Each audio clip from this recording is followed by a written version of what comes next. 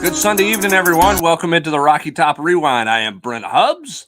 Glad to have you along with us on this Sunday evening as Tennessee beats Missouri by a score of 66-24. He is Eric Kane, and Eric Kane is still trying to warm up from his afternoon at Lindsey Nelson Stadium with the Tennessee baseball team. Of course, the basketball team losing today in ugly fashion, not playing well, 78-66. But we're going to talk a lot of football in this hour here on the Rocky Top Rewind, so you can line up your questions and comments, and we'll get to those as we can, as many of those as we can, and hope to be joined by VFL and morning show host Eric at 104.5 The Zone in Nashville, Ramon Foster, who knows a thing or two about football and certainly offensive line play, but he follows this Tennessee team closely. So he's going to join us here in about 15 or 20 minutes as well. Austin Price will join us on the back end, talk a little recruiting. And certainly we'll talk about Tennessee's big win over Missouri, 66-24. What does that mean for the college football playoff? Where do things stand? Eric, Tennessee got some help, not as much as they wanted. Everybody was looking for TCU to lose, but they got help with the Oregon loss. That helps them in the college football playoff. But first and foremost, it's about Tennessee, and Tennessee took care of business yesterday. Yeah, Tennessee left no doubt. And, we spoke on it post-game mini pod. You guys spoke on it, the 2-minute drill. I wrote about it after the game. In an era of football where offense is king and, whether they want to admit it or not, I think anytime your offense, you're scoring points, it's an exciting brand of football. That all matters, right? And, Tennessee left absolutely no doubt yesterday. They were scoring till the very end, and you had Joe Milton in there. He was in there for the last 2 touchdown drives, and he's a backup. So, backups practice too, right? So let him sling it a little bit, as Joey Halsey would say. But, Tennessee broke a program record for total yards in a game, 724. And thought Hendon Hooker, of course, was phenomenal. He had 4 total touchdowns. Thought a senior in Princeton Fant played really well. He had 2 receiving touchdowns. Ironically, this was his first game with a receiving touchdown. He had run for 4. He had thrown for 1, but he finally caught 1, but 2 in this game. And, of course, Jalen Hyatt as well. That offense looked to be real in sync, ran the football well. I thought Dylan Sampson added a spark there in the second half, Brent. But in a game that's dominated by offense, Tennessee did not slow up yesterday, looked really, really good. And this was all against a pretty solid Missouri defense on paper, number 13 in the country. So I think that, again, speaks a lot to how good this Tennessee team is. Well, there's no doubt. Now, they had played some paper dolls a little bit when you look at some of the offenses Missouri had faced in the SEC. I mean, stopping Kentucky's offense doesn't seem like it's as big of a deal as a lot of people thought it was going to be early in the year. Of course, they had played Vanderbilt, but they had handled South Carolina particularly well. They obviously played Georgia extremely well at home. So they had done some good things and can cause some problems. And Tennessee took advantage. And this offense, when they get single safety high looks, Eric, it feels like it's kind of taking candy from a baby sometimes if they can get into that look. And Missouri plays that look by nature a lot because they want to stop the run and commit to stopping the run. And when Tennessee gets single safety high, it really opens up whatever they want to do. And Tennessee was able to run it against the Missouri front that had not given up a lot of yards on the ground this year. But again, when you've got that single safety look, I think you can do so many things over the middle of the football field, over the top.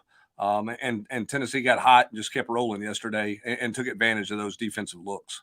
Yeah, they certainly did. And, of course, Tennessee's so good, off the motion. I think it was Brian Kelly. And, hey, LSU's having a great season. They're going to go to the SEC championship. They're probably going to lose to Georgia. But, he's done a good job in LSU for his first year. But going into the Tennessee game, I think it was in one of his press conferences, he said, Tennessee doesn't motion an awful lot. Tennessee motions all the time, and they explode off that motion, and they create those single high looks. One of my favorite plays of the game, it was in the third quarter. Tennessee scored. It was the 68 or 58-yard touchdown to Jalen Hyatt, where you had Brew McCoy. You had a tackle over and Joe Mincy on the right side. Brew McCoy lined up on the line of scrimmage. You're hiding Jalen Hyatt behind the guard. You motion Dylan Sampson from wide receiver across to take that defensive back with him. And then it's just off to the races on a wheel right with Jalen Hyatt. Again, we come on the Rocky Top Rewind every week. We say, what new wrinkle did we see yesterday? That was a wrinkle, saw it a couple different times. Things with him This offense is not predicated on 4 and 5 wide receiver sets. They're not going to be. You talked about that on the mini podcast after the game. They've got to have a tight end who can play. And part of the growth of the offense from year 1 to year 2 this year, in my opinion, is what you're seeing with Princeton Fan and what they can do, with the tight end.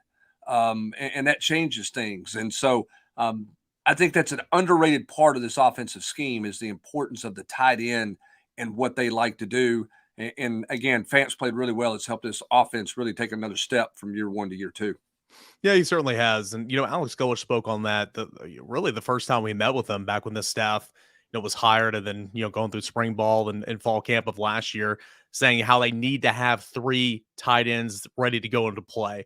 And they'd like to have 4. And, you kind of just think that's kind of coach talk. And I remember noticing it some of last year and everything, but you're really seeing, again, the importance of that tight end position because, Tennessee, they run tempo. You got to have a tight end on the football field because they want to go bunch sets. They want to use them as an H-back. They want to do all these different things.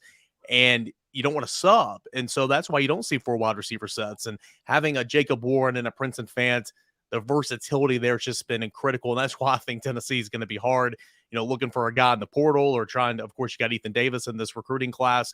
It's so very important for the success of this offense. So yeah, they need a mature guy. I mean, they needed a mature, experienced guy, not a freshman. You want to bring Ethan Davis along, don't get me wrong, and you want him to play early. He's going to need to play, but he's not going to probably physically be ready to go the way that you want him and need him to be able to go. So it's coming off an injury. Yeah, I think when you look at the transfer portal, what are the needs out there for Tennessee offensively?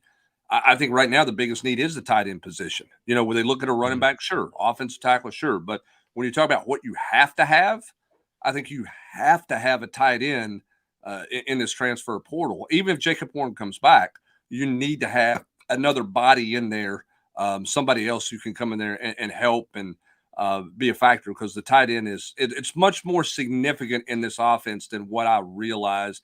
Even when Golesh said that, he was talking about 3 tight ends. I'm like, they're not playing 3 tight ends. They spread it out and they throw it all over the place. But the reality is the tight end is kind of the hinge on being able to do a lot of the things that they want to do. So that's going to be really important for Tennessee moving forward. And I like what Princeton Fant's done for this team this year. He hasn't been perfect. He's had a couple moments where I didn't think he blocked particularly well. He's jumped off sides sometimes. He's had some mental lapses. But, boy, he's given them a lift that I did not anticipate out of him in terms of production in this offense. Yeah, no doubt. Couldn't agree more. And maybe you don't have to find a tight end that runs for touchdowns, but, if you do, that's a plus. Send us your questions over here in the chat, guys. Kenny wants to know, hey, I think Amari Thomas went out with the game holding his shoulder.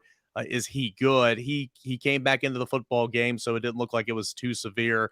Obviously monitor that, but he did come back in the football game. Dan says, I bet Sampson plays more this week.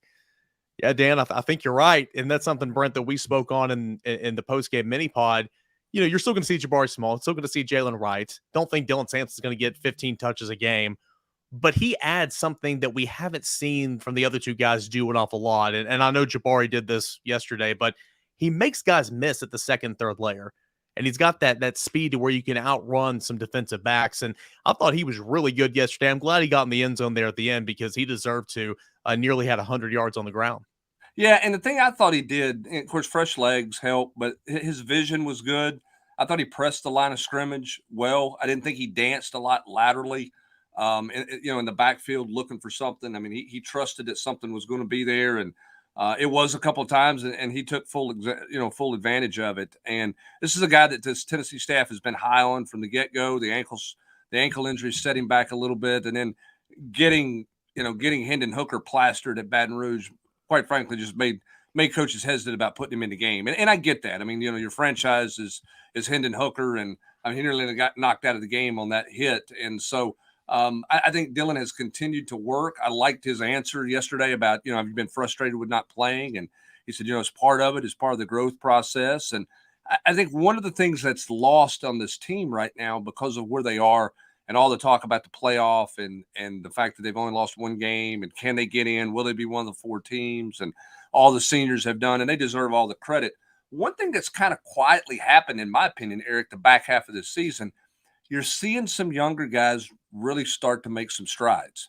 And I don't just mean freshmen. Dylan Sampson was an example of that yesterday. And Dan or whoever it was is exactly right. He's going to play more these last 2 weeks as he should. Brandon Turnage is a guy who's made marked improvement the last 3 or 4 weeks. Juwan Mitchell's getting better. On special teams, Jordan Thomas is getting better. He's showing up more and more on special teams every week. James Pierce made a play or two. I mean, one of the things where you talk about was a successful year is how much better is your team at the end of the year versus the start of the year. Yeah. Tennessee's been good all the way through, but you're seeing some individual parts getting better, Eric. And I think that's a sign of good coaching. That's a sign of your culture and your buy-in. And I think some of those guys are being rewarded and should continue to be rewarded. I liked upon the rewatch, I liked what Wesley Walker did at safety when he was in for Jalen McCullough. Was he perfect? No, I'm not saying he was perfect, but I like some of the things that he did there. I would like to see Tennessee continue to incorporate him into safety position and continue to get some work for him there. Let him get continued comfortable, more comfortable there. I like the way Wesley Walker plays. I think he's got a nose for the football, and I think he can play safety in this defense effectively. So hopefully he'll continue to get some snaps at that position moving forward. Yeah, and I think too, they might not be young guys according to their what grade they're in. I mean, Brandon Turner has been in college for a little bit, but Danico Slaughter has been in college for a little bit. But in terms of their playing experience, neither one of those guys have played an awful lot, especially Danico Slaughter. And so, yeah, were they perfect? No, I mean, Turner's dropped 2 picks yesterday, but he was in position to make 2 picks. Yes. Yeah. He's in position. And look, we spent, and Josh Heupel's talked about this all season long, tighter coverage, need tighter coverage. When Tim Banks plays as aggressively as he's going to play at the line of scrimmage, ball's going to come out fast. Your secondary has to compensate for it. The corner shouldn't be the leading tackler on the team, because if he is, that means he's letting the ball get caught in front of him and he's just tackling the guy down. That's not what should happen. Turnage is not doing that right now. He is playing the football. Does he get beat every now and then? Yeah, he's going to. But in this day and age of college football, Eric, is there really a shutdown corner? Does that moniker really even exist anymore? I mean, you got the kid at Georgia, Ringo, right? He's a good player. Yeah. He gives up a play every now and then. That's part of it. But he's aggressive in playing out there. I like the way Turnage plays because he's trying to make a play on the ball. And I've not seen enough guys make plays on the ball early in the year in this secondary. Yeah, I mean, that play he jumped the other day looked really, really good. We're going to get Ramon Foster in here in just about 90 seconds. But before we do that, Brent, I want to get JB Collins kind of on this note. He asked a question, if you elaborate a little bit more on why Juwan Mitchell, you think he's been giving so much credit lately. He said he believes you, but obviously, what is Juwan Mitchell doing to play better now than earlier in the season, any point we saw him last year? Well, he didn't play last year, obviously, because of the injury. He missed some time early. I think he's got 22 tackles the last 3 games. I would like to see him in the backfield a little bit more, but I like the way he's playing the run. To me, he's playing faster, Eric. I think that he's reacting to things better. And I mentioned this in my review piece when I gave him some credit there. I would throw the whole linebacker group into that. I think they've been more consistent. Now, they're not a great zone drop team in coverage. No. I don't think that's who they're going to be. I don't think that's Jeremy Banks' game. I don't think that's Mitchell's game. I don't think that's Aaron Beasley's game. But I think those 3 guys have played the run well. I think that's part of the reason why Tennessee's been better against the run. Obviously, the defensive front's done some things. Mitchell seems to read run plays pretty well and seems to be doing that much better in this system the last 3 or 4 weeks than he has at any point in time. He was highly productive at Texas in terms of volume of tackles. So you knew that he's a guy who could make a lot of tackles. I thought he played slow early this year. I didn't think he felt real comfortable. Seems like he's reading his keys and reading things faster and is playing faster, which is why I've noted him, because I think his production is much better. I mean, 22 tackles at the linebacker position in 3 games? That's pretty good. I think he's been a guy who's continued to get better and play better. I think he'll play well on Saturday against South Carolina with some of the things that they do. I just like the way he's playing right now, and the fact that he's coming back next year, it appears, is positive for Tennessee, because now you can put him and Beasley in there, and you're going to miss Jeremy Banks, but you've got 2 guys with a ton of experience at the linebacker position. You shouldn't have a big, huge drop off there right now. And it allows you to continue to develop Elijah Herring without having to throw him into the fire right out of the gate. Yeah, and I'm glad you mentioned the other two because I think all three of those guys are improved. Aaron Beasley, anywhere you look on third down, he's stepping up in the hole to stop a run up the middle. I noticed that a couple of times on a rewatch. But right now, let's get to the guy that did this in the NFL for 11 years for the Pittsburgh Steelers and played a little football for the University of Tennessee. You hear him on the airwaves at 104.5 The Zone in Nashville every weekday morning from 6 to 10 Central Time. Ramon, what's up, man? It's Ramon Foster. Whoa. Hold on a minute, Ramon. He did not give you the proper and just introduction. All of those things were well. He did not cap it off with, ladies and gentlemen, he is the pride of Ripley, Tennessee, Ramon Foster. There we go. See, that's the guy that's followed me from high school all the way throughout my career. You get it. See, again. It just means I'm old, Ramon. And that's what I was going to say. E. Kane still is a little wet behind the ears, when it comes to this whole lifestyle thing, man. But, yeah, appreciate you guys having me on. Hey, Ramon, what did anytime an offense breaks a program record for 724 yards in a football game, scores 38 unanswered points, they got to do it, and they got to get good blocking in front of them. Obviously, that offensive line. What did you like from that group yesterday, and what have you liked from that group this year that's been very productive for Hendon Hooker? Man, I think my reaction was the same as Tyler Barron's in the interview. It was like, dang, like that was insane to hear that number come out. I think there's a sense of pride that goes in that. There's a sense of just there's 2 games left in the regular season, but there's a sense of completion just in general to be like, man, we are something.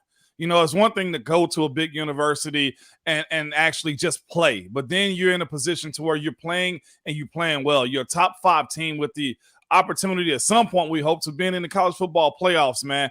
That group, I tweeted it out Saturday after the game, just like more than anything, this senior class, they are cemented, every single one of them, when it comes down to what they've done. Of course, there's underclassmen that have played their part and made plays for this team, but just in general, the entirety of those guys sticking around, the entirety of just dealing with coaches, culture, losing, and to be in this position right now, man, from Hendon all the way down to the walk-on guys that just stuck around, this is a very just special team to the University of Tennessee. And like I said, just the pride of not just playing at a big school, but winning the way they are, man, can't be overstated enough. I, even as a VFL, a guy who graduated from Tennessee, I'm sitting back like I'm almost a little jealous of what they got going on, because it's just so cool at every level of what they have going on, man. You dream of these opportunities like this to be on the national platform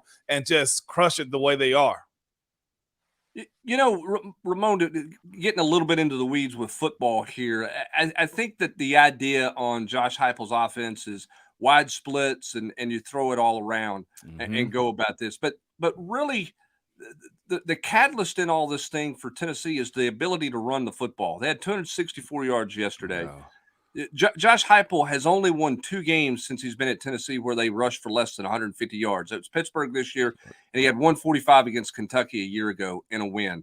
We'll throw a couple more at you. In games where they rushed for 200 yards or more, that's 14 out of 22, they're averaging 46 points a game. When they rush for less than 150, they're averaging 26 points a game. Why is the run game so important to the success of an offense that everybody sees as they're going to throw it over the top of your head for 60 yards? That's a great question. And the run game is I guess you call it playing chess. If you control the ground game, that means the big guys up front. I always kind of look at it like this. Most people, if you have a good team, it usually starts in the trenches, meaning the offensive line. They're the biggest group. They usually have the biggest numbers. They got the loudest voice, and they're the biggest bodies, right? You follow that group right there, and I think it's the same thing that goes for the D-line. So when you have a team like the Vols right now that have the ability to just pound the ball against you, and not just only pound the ball against you, just move the ball down the field efficiently and score. Get to the tight red zone and punch the ball in. It's demoralizing. You have teams that cannot defend it, and then you still have the ability to go through the air. It creates balance. It creates chaos, frustration for a bunch of teams when you have those types of offenses that can just run the ball efficiently as they do. You say what you want to about it, but at the pace that this team plays with defenders, I'll tell people all the time, as an offensive player, you have a better pace whenever you're doing no huddle the way the Vols are doing right now. When I was in the NFL, when we went to no huddle, everybody was just like strapping up their chin straps and tightening up their wristbands because you knew that if you get going, it was going to be a long day for the defense because they have to chase the ball. If they don't chase after the ball, then that's probably more yardage or touchdowns when it comes down to the pace of this team. So watching the team, honestly, the way Missouri and other teams drop their head when the way Tennessee controls the ball and run the ball on them, there's not a better feeling when it comes down to completing that task of just pounding the ball in no huddle and especially on the ground. That was one thing I appreciated about this team is checking this box score and just saying to myself, wow, even the rushing yards you put up on Alabama, that was insane to think of. Nobody does that. Yeah, for sure. And I mean, it all starts up front with the offensive line, and they've been really, really phenomenal this year, albeit for a game here and there. Speaking of that, on that note, I want to ask you this because I have you on here. I know Tennessee just won yesterday, but Tennessee does have 2 road games. You were rolling right there, Ramon. I was catching stingers, man.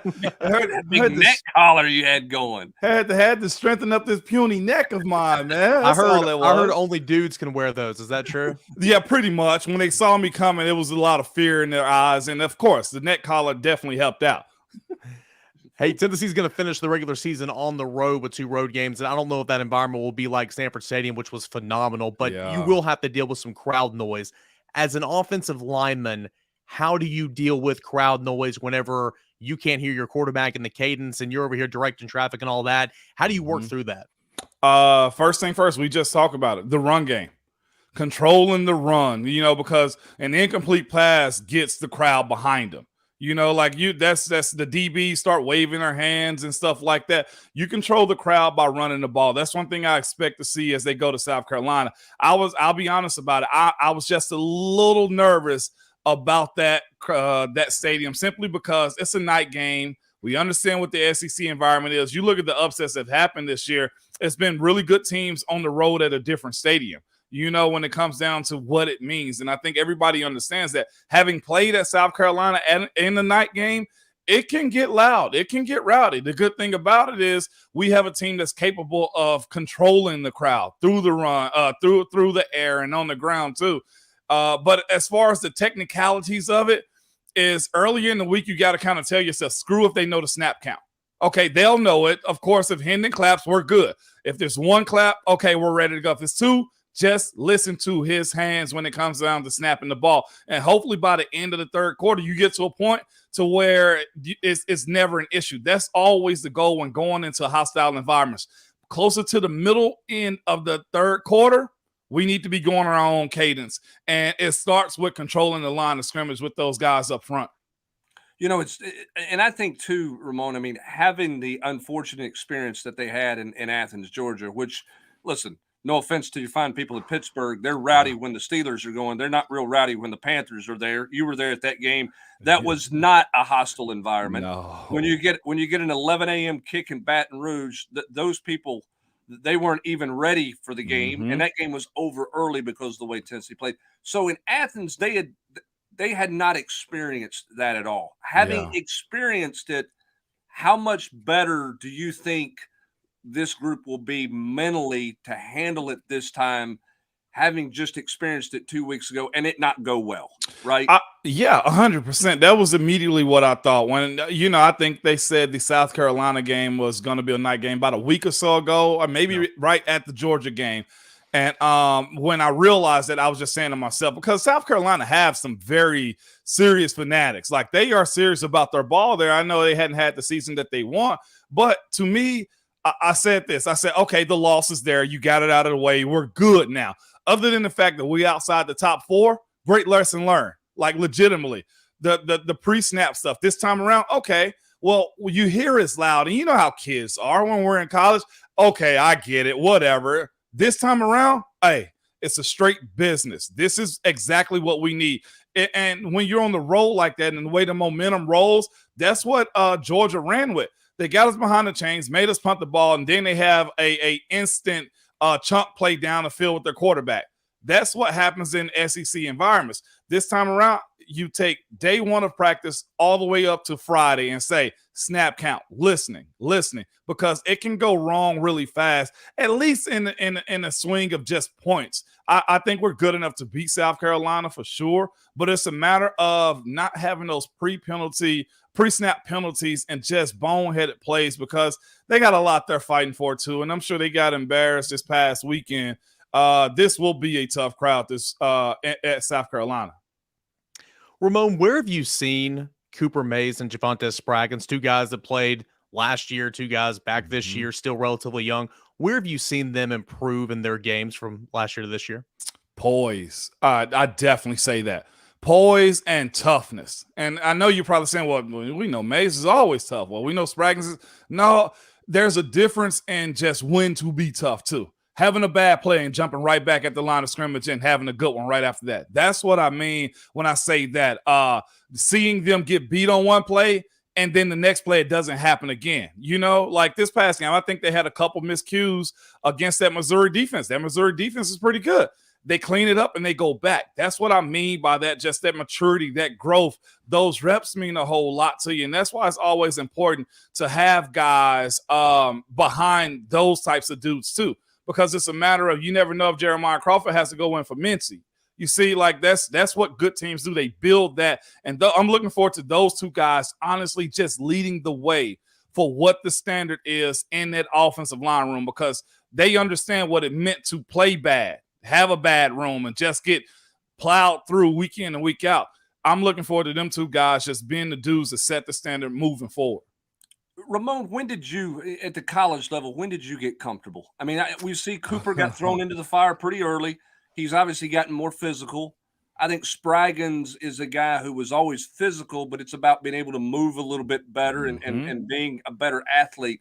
When you think back to your career, when did you get comfortable, and what's that feel like when you're comfortable versus just trying to hang on and survive early on? What are those feelings like?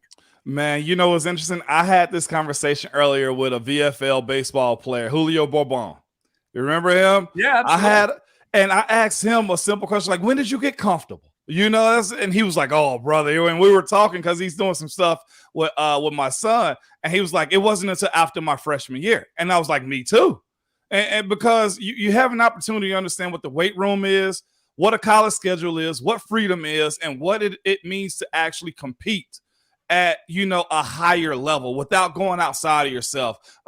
Whenever you're okay, well, I'm going to punch somebody. Well, what does that mean? Every situation, I'm not trying to push my hands through his chest. Some situations become a finesse. After my freshman year, I ended up getting most improved simply because I had an opportunity to kind of digest the playbook, understand what the level of play was, and figuring out finishing.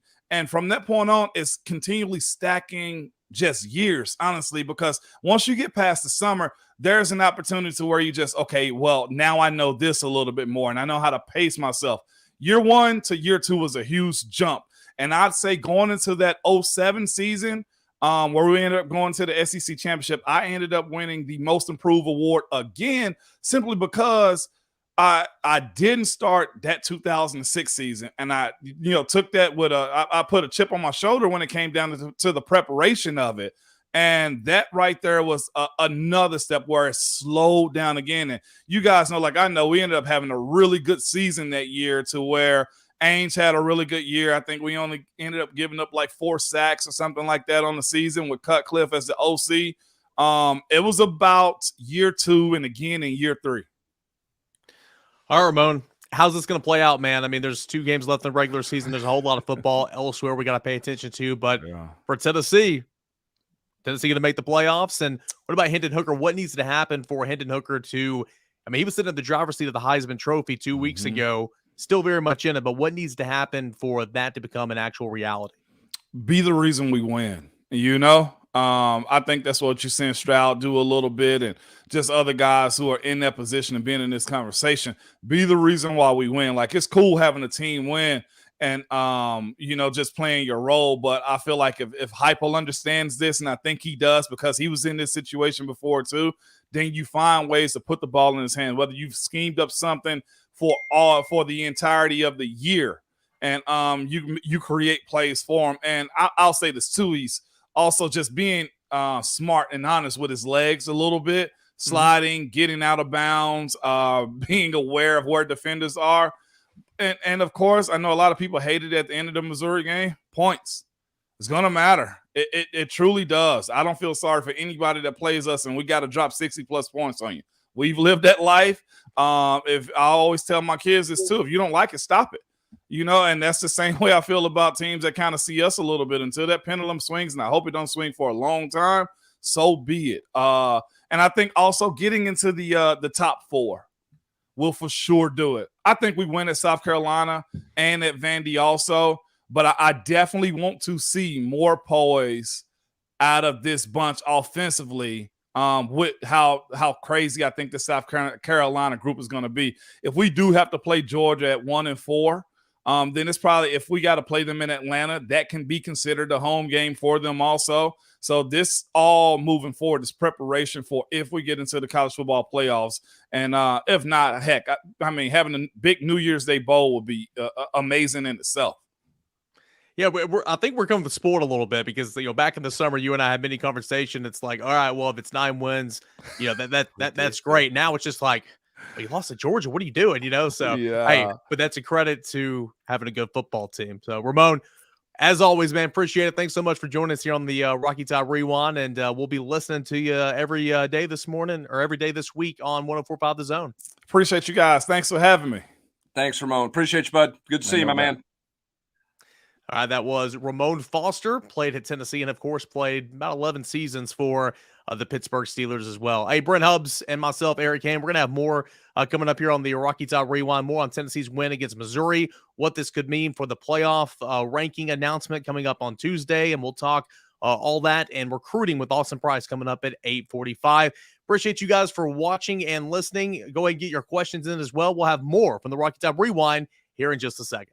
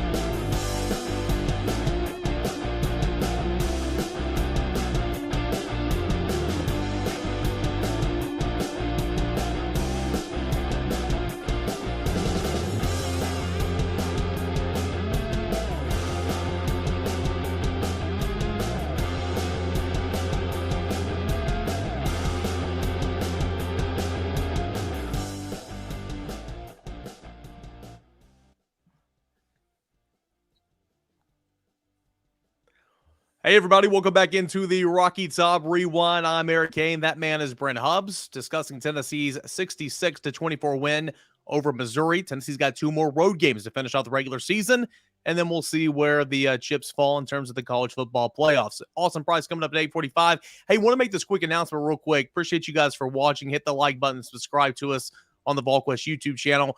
The $1 for 1 year. We've had this since we moved over, this deal, this promotion, since we moved over on September 1st to On3, and it's going to expire tomorrow, at the end of tomorrow. So you have a little over 24 hours left to sign up if you haven't already. $1 for 1 year, a subscription to VolQuest. We got tons of football, basketball, baseball, recruiting, anything you want, Brent Hubbs. It's the best deal you'll find anywhere else, but hey, it's going to expire in a little over 24 hours. Yeah, we told everybody it wouldn't last forever, and a lot of people have taken advantage of it, and we encourage any Tennessee fan out there who has not taken advantage of it now. You won't get a better deal than what you've got in front of you here. So if you've already taken advantage of it, text your buddy, call a friend, tell them, say, hey, guys, this is going away.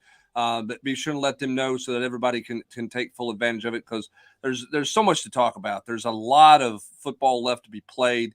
There's a lot of things for Tennessee. You got transfer portal stuff coming up. You got signing day coming up. We're going to hit Austin up with some recruiting stuff here in just a few minutes. But you also got the college football playoff race. Tennessee with the opportunity of an 11-1 season. Basketball team didn't play well today, but that's a basketball team that I think is going to get better and better and be a factor, obviously, throughout the winter and January and February. It's about what you do at the end of the year in that sport anyway. So lots of things to talk about. Great community, great people to visit with on the General's Quarters, great topics of conversation. So you don't want to miss out on this opportunity. Bro, we talked a lot about offense from Tennessee's win over Missouri. Defense gave up 24 points for the first time this year, really struggled with a mobile quarterback. And that's something that we knew Brady Cook was going to do because he had 5 rushing touchdowns. He was third on the team in rushing. I think he was second on the team in rushing attempts so far this season. You knew that was a part of his game, but it really got Tennessee a little bit. I thought gap integrity was a little bit poor on the defensive line. I think Tennessee's linebackers at times overran some plays. And then I thought, Drinkwitz schemed up a couple of times with the quarterback draw that really just got Tennessee in a bind. That's the first time this year we've seen Tennessee struggle with that. But even though they did, just 24 points, allowed Missouri only 66 yards after that third quarter touchdown drive on the opening possession, the remainder of the game. That was it. They really put the clamps down and forced 7 3-and-outs in this football game as well. Thought it was a little hot, a little cold, finished strong. What did you see from Tennessee's defense yesterday? Well, I mean, when they had that run in the third quarter where they scored 2 touchdowns in 66 seconds to turn a 4-point lead into an 18-point lead, Missouri had to change the way they played at that point. They had to throw it, and that's not who they are. Tennessee missed out on an opportunity to kind of stretch that lead out late in the first half, with a couple of drops by Hyatt. That could have changed things going into the locker room and put Missouri in a tough situation. Once Tennessee got control and Missouri had to throw it a lot, that wasn't going to be what they were about. Tennessee just I didn't think they did a very good job recognizing some things yesterday. And I give Eli Drinkwitz some credit. I thought he did scheme up some stuff as well. I don't think Tennessee handled the eye candy particularly well with some of the motion stuff. Seemed like they were a little late reacting to some of that. Their gap integrity or their rush lanes got a little compromised as well. I thought Cook did a nice job with some of his patience in the quarterback run, kind of waiting for something to open up and hit it. But I didn't think Tennessee played with great angles at times. I thought they were at best okay, if you will, defensively against an offense that's not very good. What's interesting, Cook ends up with 106 yards, and 91 of those came on scoring drives. So what does that tell you? When they stopped him or when he couldn't get his legs going, Missouri couldn't do anything offensively, really. 3 scoring drives, 91 yards on those 3 scoring drives, including that 40-yarder that set up the field goal. So, Tennessee, they didn't handle that well. Wasn't their best, and they've got to go and clean some things up. I don't know that the last 2 weeks have been the defensive line's best 2 weeks of play. I think there's some stuff that they need to clean up and get back going there. And I didn't think in the secondary they played with great angles. The biggest mind puzzler in the secondary for me was that 4th down touchdown pass that they threw. Yeah. I get Slaughter couldn't find the ball because he was in a trail position, but that ball was a punt. Safety's got to come find the football there and knock that football down. That should have been, to me, with the way that ball was thrown, that should have been a pretty easy play to make. Tennessee didn't identify that, didn't play the ball very well in the air. And there were times I just thought they were late reacting to some of the stuff that Missouri did. I think it was Turnage, actually, and he was playing to have help over the inside. And, yeah, right there, just a horrible, horrible angle from McCullough. Just ran over there, guns blazing a little bit, out of control, and overran the play. And again, that was on 4th and 1. So a really unfortunate there. You mentioned the defensive line. I agree with you. There were 2 plays in a row where Byron Young left contained and Cook was able to get out of the pocket and go for some yards. One guy that did step up, and he did it from the interior, whenever they're going some of those pass rushing situations. And I know he plays the 5 technique, but he was in over the guard a couple of times. Tyler Barron, who's been very inconsistent, hadn't seen or heard much of him in the last couple of weeks. He had a really good game. He had 4 tackles for loss. He had a sack. And, I mean, again, if you can just get some consistent play out of Tyler Barron, maybe not 4 TFLs a game, but, that type of play, that type of energy, I think they go a long way with, Roman Harrison and BY and Joshua Joseph, Thomas, and the rest of that defensive line group. His quickness really, really bothered Missouri's guards. Yeah. He really could split the A gap with his quickness. He had their snap count time pretty good. And I thought he played really well. You would like more consistency out of him for sure. But that was a real positive step yesterday for what he did. So we'll see what he can come back with this week. Tyler's got all the tools. Tyler's got all the tools to be a really good player, inside or outside. He's just got to be a little more consistent in what he does each and every snap. Yesterday he was hot. He played well, and Tennessee's obviously hoping that can continue. I thought he was Tennessee's best defensive lineman yesterday, and I thought that on rewatch, Eric, not just because of the 4 TFLs. I thought even when he didn't make a TFL, I thought he was active in the backfield, forcing guys to belly something out, affecting the way the quarterback had to move in the pocket. I just thought he was really active the entire game, aside from just the 4 TFLs as well. Yeah, I would agree with that for sure. He had a pretty solid game. We'll take your questions. Any questions you guys have, you just put them in the chat over here. Chris wants to know, Brent, is BY staying for next season? I don't believe he is, and I don't know if he has any eligibility left. I think he does, but I don't anticipate him staying for next season at all. I would be surprised if he was back. If he were back, I think the plan and his plan is to go to the NFL. So I don't expect him to return. And listen, that means Joshua Joseph needs a great offseason, adding weight, continue to develop. I thought getting James Pierce on the field yesterday was good. They need to play him some down the stretch here. He had a sack. He needs more weight. Those are two guys who can really change the outlook of your edge next year. With the talent that they have, and you want to make sure those guys are good to go. Obviously, you live in a portal world. I have no reason to believe any of them's leaving or anything like that. It's that crazy season. You never know what happens. But I think both those guys could really help Tennessee off the edge next year. And they've got to do a better job of getting edge pressure with 4 and not playing games to get pressure, not everything being a stunt or a twist. They need somebody to do what Missouri's ends did to Tennessee's left tackle yesterday. They need somebody who can totally disrupt off the edge, that you got to chip, you've got to help. Tennessee's not gotten enough of that this year. I thought they would be a little more productive off the edge with a natural 4-man rush than what they've been.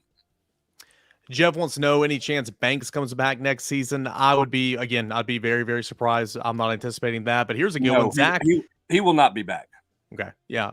Zach chimes in and wants to know, with the way TCU played and the way Tennessee played, any chance Tennessee would leapfrog TCU up to number 4 in this week's college football playoff rankings? I would be surprised, but we'll see what happens, right? Yeah, I don't see that happening. I don't think anything TCU did will knock them down a rung. I think winning on the road in Austin, Texas is going to, whatever Tennessee's score is going to be, I think people in that committee will view that win as a better win than Tennessee blowing out Missouri at home, even though Texas obviously struggling and didn't play particularly well. I don't think TCU moves there. I think the first 4 are going to stay the same this week for the first time. I think the story is going to be, what does it look like 5 through 7? Okay, Tennessee is going to remain 5. I don't see there's any reason why they move. Does USC go to 6 after a blowout win over a terrible Colorado team? Do they bump up that high? What does 6 look like after that awful loss by Oregon? And again, Dan Lanning, what are you doing on 4th down, deep in your own territory with less than 2 minutes to play in a tie game and a backup quarterback on the field? Your quarterback's getting taped. He's going to come back in. He's the reason why you're in a tie game, because of what he's done. Punt the football and play for overtime there. I mean, you got playoff hopes on the line, and you took your team out of the playoff by going for 4th and 1 deep in your own territory. Washington doesn't even have to make a first down to kick the game winner, Eric. Just a first-year coach making a horrific, in my opinion, horrific decision at that point in the ballgame. Yeah, we got Austin Price coming on. We'll get to him in just one second. If I'm the committee, I'm putting USC at 6 behind Tennessee because the only way USC or any Pac-12 teams get in is if it's a one last Pac-12 champion. And Austin said this as well. And then you have to decide, okay, does that resume stack up and look better than a resume from Tennessee? The only way LSU, and we talked about this last Sunday night, the only way LSU is making the playoffs if they run the table and beat Georgia in the SEC championship game, which I don't think is going to happen. So I would take USC, put them right there behind Tennessee at number 6. We'll see what happens if that's what they want to do on Tuesday night. Yeah, and we'll bring Austin in here, but I think the other thing that I wonder about as well, where is the narrative on conference champions this week? What kind of talking point is that on Tuesday? Or is that the road people are going to go down and start talking about the value of the conference champion, and a conference champion doesn't get left out, which would set up USC in the Pac-12, which I guess could set up somebody in the ACC, but I don't see that happening in the ACC. But Austin, do they bring that conversation into play this week? Is that kind of the talking point narrative in week 3? Well, I posed this question tonight. You know, Chris Lowe's, you know, with me on the Nation, and you know, I mean, like, look, they've all done a good job over the years of letting some of these media come in to kind of mock selection process so they can kind of get a feel for it. But they also get the kind of propaganda, right? I mean, like, we all get propaganda from somebody, right? I mean, that's part of the work in the media, to be honest with you. But like, you know, he posed the whole, you know, one loss USC, you know, blah, blah, blah, or if one loss Oregon, conference champs matter, blah, blah, blah. I said, okay, what about one loss conference champ North Carolina? Nope, no, I don't see them getting ahead of Tennessee. What's the difference? I mean, one loss, I mean, you go poop on this conference, not poop on that conference. I mean, you know, I think that, you know, they move the goalposts all the time. And you said it last week. I think some of it is for theater. And I agree with you because, you know, it drums up interest. But at the same time, like, you know, what is important one week's not important the next. You know, no one can answer how did TCU's resume get infinitely better beating a below average Texas Tech team, you know, in 1 week. You know, how did it go from your worst resume than Alabama with one loss, then all of a sudden Tennessee loses and you're better than them the next week? No one can answer that. Like Chris tried to say, well, you know, they're undefeated. Well, they were undefeated the week before. Like, I mean, you know, every week it's going to be, you know, a different, you know, spin. Tennessee's just got to keep winning. And, you know, you saw part of it take care of itself last night with Dan Lanning's botch of the 4th down call there late. We'll see what else happens. Every one of these teams, USC's still going to beat UCLA, Notre Dame, and either Utah or Oregon in the Pac-12 title game. TCU's got to beat Baylor at Baylor. Iowa State is still Iowa State. You know, they're not having a good year, but, you know, who's to say that in one given week, you know, they can't coach them up well there. And then potentially Kansas State in the Big 12 title game. So, you know, a lot to be left, you know, said as far as this whole thing before it's all said and done. Yeah, here's the thing too, Eric, and everybody wants this to be black and white, right? They want kind of like my on 3 sweatshirt. Yeah. You know, they want the rules, right? They want the hard and fast rule. The reality, Eric, is you got 13 free thinkers in a room deciding who's ranked where. And there's a human element to that you can't predict, right? What someone on that committee thought 2 weeks ago, his whole mindset might have changed over the course of 2 weeks. What's important to him now may not have been as important 2 weeks ago, the more football he watches. That's the part nobody can predict. And that's hard for fans, Eric, because everybody wants the cookie cutter black and white. This is the rule. This is the hard and fast rule. It's not that way because 13 people are in a room talking about 4 teams, you know, in the top 4 every Monday or Tuesday for their release on Tuesday night. Yeah, I like to put myself, like, if I was sitting in a chair and I was a committee member, you know, how would I go about this process? You know, when the week 1 rankings come out, I think it's very much resume. I mean, resume is important to me. Who deserves to be up there? Because we got 5 other rankings coming out. Who deserves to be up there right now based on resume and what they've done on the field so far this season? As you go on, in my mind, when you get there towards the end, it's about saying, okay, we're getting towards crunch time. Who are the best 4 teams? Because ultimately, that's what the goal is. Not the most 4 deserving. Who are the best 4 football teams in America? Because we want to see those teams in the playoffs. And so that mindset shifts a little bit when you go week to week to week. Now, I'm sure there are some members of the committee that think like I do. When is that shift? And so that kind of brings me to this question I was going to ask Austin. From a Tennessee perspective, you're probably sitting at as long as Tennessee continues to win, you're probably sitting at number 5 and not moving until the loser of Michigan, Ohio State falls back. And that's in the last week of the regular season because, if TCU continues to win, why move them? If those other teams continue to win, why move them? Tennessee's probably not going anywhere until one of those teams fall out, until maybe the last rankings come out and they say, okay, who are the best 4 teams? And I think any way you spend it, Tennessee is still one of the best 4 teams in the country. Yeah, 100%. Brent said it a minute ago, or maybe it was Eric, I forget. Slept since then. Not really. But what's going to happen in that 6th spot? Is that going to be USC jumping LSU, or is that going to be LSU? Because last week LSU was 7, so they move up, but they had kind of a lackluster win against an Arkansas team without KJ Jefferson. But what's USC done? They beat a 1-9 or 1-8 or whatever they are Colorado team. I mean, they didn't do anything special to warrant jumping up there. So again, a lot of it is like, we better start positioning them, and position USC for the late season push. I mean, I'm with you. I don't see TCU dropping unless they were to lose to Baylor this week, which means you're right, Eric, that the next chance for Tennessee to move into the 4 would be if when the Michigan-Ohio State loser happens. And there's a lot of, thought process out there that, if it's Michigan, that they're just out. Like if Michigan loses, they're out. They don't have any real quality wins. Their only quality wins, Penn State. That was at home. And Penn State's, just okay. So, USC's that flying the ointment. But again, they could lose to UCLA this week. They could lose to Notre Dame next week. Or they could lose in the Pac-12 title game to a team they've already lost to in Utah or to Oregon. Yeah, I think if you're Tennessee and you're looking at this and you're a Tennessee fan, obviously it's a given. You would like TCU to lose. You would like USC to lose.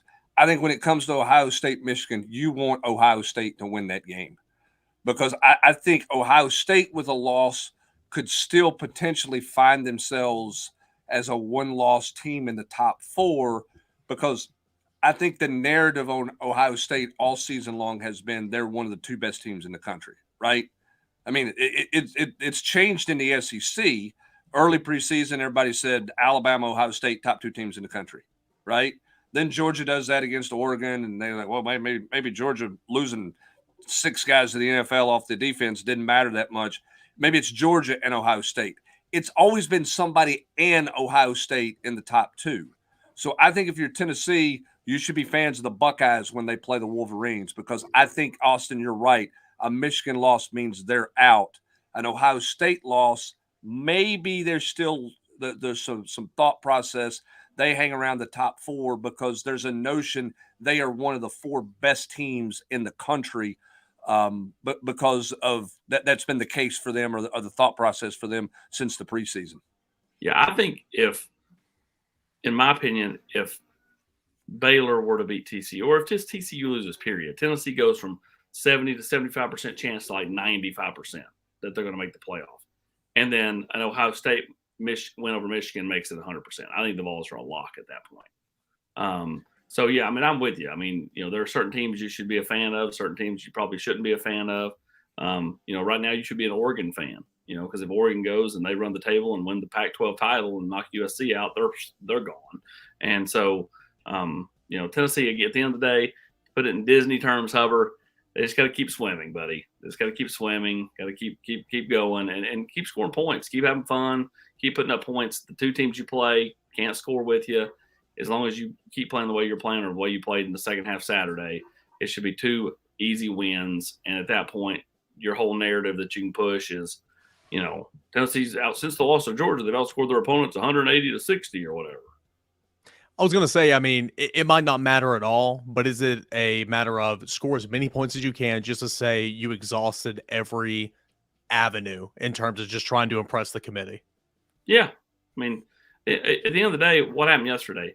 Tennessee had 52, and then they put their backups in, but their backups kept playing the regular offense. So, Joe Milton's throwing, dimes out there to Ramel Keaton, Squirrel White. I mean, it's not like Tennessee kept Hendon Hooker in there putting up yards. They had their backups in there putting up yards. Yeah, I mean, listen, what is the story of Tennessee? Okay, if you say Tennessee's one of the 4 best teams in the country, why are they one of the 4 best teams in the country? It's not because of Tim Banks' defense, right? It's Hendon Hooker, it's the offense, it's all the points they score. So if you want to continue to be in the narrative of being one of the 4 best teams in the country, do what you do best. Go score a bunch of points, because that's what has gotten you into the discussion as one of the top 4 teams in the country. It's who you played, it's who you beat, and it's how you beat them offensively with what you've done. So to answer your question, Eric, yes, score some points and then score some more points. And the more you can score, the merrier. That's all Tennessee can control right now. Hey, Austin, it's a little UBU, right? UBU, right. UBU. And don't forget it, boys. UBU. UBU. Hey, Khalifa Keith, we're looking at recruiting right now. He was at Tennessee again this past weekend. Austin, you had a chance to catch up with him earlier today. How was the weekend for Khalifa Keith? It was great. He says Tennessee continues to show well. I expect him to do something before the calendar turns to December, and I think Tennessee's in an excellent spot there. Tennessee wanting a bigger back in this class. I've said for a while I don't see Will Stallings being that. I expect it to be Khalifa Keith, who's right about 6 foot and 230 pounds and a load. Time for the weekly David Hobbs update. Where does Tennessee rank up there this week for the 5-star defensive tackle? Well, Georgia impressed upon him last weekend. It's Tennessee, Georgia. Alabama's out, in my opinion. And, we'll see. I've not heard anything to suggest that Tennessee's falling behind Georgia. But, obviously Georgia, did show well last weekend, and they've given them a lot to think about. But Tennessee, had the momentum, and, I think that, given time away from that visit to Georgia, Tennessee's still very much on his mind. Then the last one I want to ask you about, Tennessee got some good news that they're going to actually host Arian Carter in December. It's what they wanted. Of course, the Mid-States athlete linebacker. That's good news for Tennessee, because he wanted to come here for a game a couple weeks ago. Tennessee wanted to hold it, and they're actually going to get their way. Yeah, you're right. I mean, they kind of played a little bit of game of chicken there. I mean, he could have just said, no, I'm taking my visits in November, and I'm deciding, and I'm, either take me to Kentucky or don't get me at all. Tennessee was comfortable if he had said that.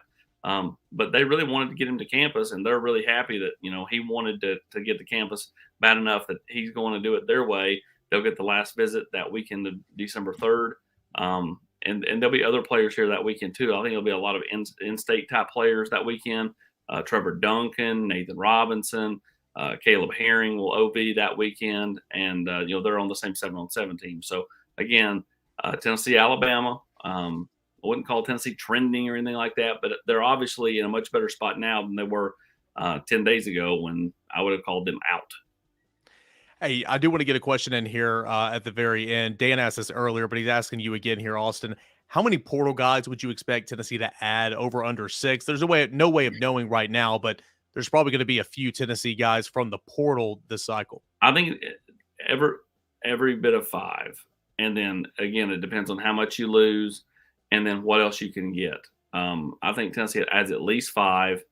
And, we'll see who else leaves this program. There's going to be defections all over college football. But the biggest thing is getting quality, not quantity. $1 for 1 year. Hey, I'm not lying. It ends on Monday, baby. It's not going to last forever. It ends on Monday. Through Monday. When Monday's over, so is that deal. Austin, there's not a better deal out there. $1 for 1 year. We got plenty over at VolQuest.com for a little over 24 hours left. Still just $1. Yeah, no doubt. Get in there. Go watch Vol Club Confidential. Exclusive content to VolQuest.com. Eric doesn't watch it, but everybody else does. I don't watch it, but Sherry and Craig do. All right, Rocky Top Rewind every Sunday night, 8 o'clock, where we look back on Tennessee's game the day prior and set the stage for what's to come this week. Tennessee will be on the road to finish out the regular season at South Carolina, and at Vanderbilt. We'll have all the coverage and more for Tennessee football, recruiting, basketball, baseball, whatever you want, over on VolQuest.com.